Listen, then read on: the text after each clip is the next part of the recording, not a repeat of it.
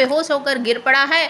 और भाई साहब आपको थोड़ी देर के बाद देखने को मिलेगा कि शादी जो है वो कंटिन्यू होगी, लक्ष्मी की वापसी भी होगी और यहाँ पर दूल्हा जो है वो बदल चुका होगा। कैसे क्या होगा वो मैं आपको बताती हूँ। तो मंगल लक्ष्मी सीरियल के आने वाले एपिसोड में आप सबको देखने को मिल सकता है कि जो जिया ज़बरदस्ती शादी कर रही है कार्तिक से, उसका भांडा भी यहाँ पर फूटेगा और कार्तिक जो है, क्योंकि ये सारा प्लान था, अचानक से बेहोश होकर गिर जाएगा और सब लोग फिर उसे उठाकर उसके रूम में लेकर जाएंगे। और उसके बाद जो है थोड़ी देर के बाद वापस से दूल्हा खड़ा होकर आ जाता है और आगे का जो सारा कार्यक्रम था शादी वादी का, फेरे वेरे का, सिंदूर विंदूर लगाने का, ये सब फिर से शुरू हो जाता है। और तभी अचानक से वहाँ पर वापसी हो जाती है लक्ष्मी और कार्तिक के पापा जी की, और वो आकर शादी को रोक देते हैं और कह देते हैं कि ये शादी वादी करने की कोई ज़रूरत नहीं है और इसे धक्के मारकर हमारे घर से बाहर निकालो। तो जिया भड़क पड़ती है, हाउ डे यू अंकल, आपकी हिम्मत कैसे हुई इस तरीके से मुझसे बदतमीजी करने की। तो यहाँ पर कार्तिक के पिता कहते हैं कि बदतमीज़ तुम हो और तुम हमारे घर की बहू कभी नहीं बन सकती। गायत्री को बुलाकर कहते हैं, गायत्री तुम्हें पता है ये हमारे बेटे से जानबूझकर शादी कर रही थी, इस प्रॉपर्टी के चक्कर में ये प्रॉपर्टी हमारे नाम हो चुकी है। लक्ष्मी ने ये घर, ये प्रॉपर्टी सब कुछ मेरे नाम ट्रांसफ़र कर दिया है।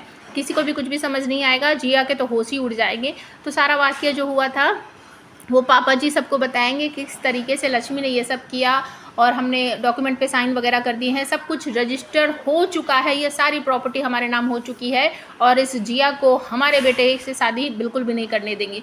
गायत्री जी भी अब कहती हैं इस जिया को तो मैं निकालती हूँ। तो वो घर से धक्के मारकर बाहर निकालने की कोशिश करती है कि चली जाओ, तुम मेरे बेटे की बहू नहीं बन सकती। और पापा जी यहाँ पर समझाते हैं गायत्री को कि हमारी बहू हमारी बेटी लक्ष्मी ही है, उसने हमेशा हमारा साथ दिया है, हमारे कार्तिक को बचाया है। आज उसने ये सारी प्रॉपर्टी हमारे नाम कर दी, वो अपने नाम भी कर सकती थी इस जिया की तरह, लेकिन लक्ष्मी जिया जैसे बिल्कुल भी नहीं है और तुम इस पर यकीन ही नहीं करते हो।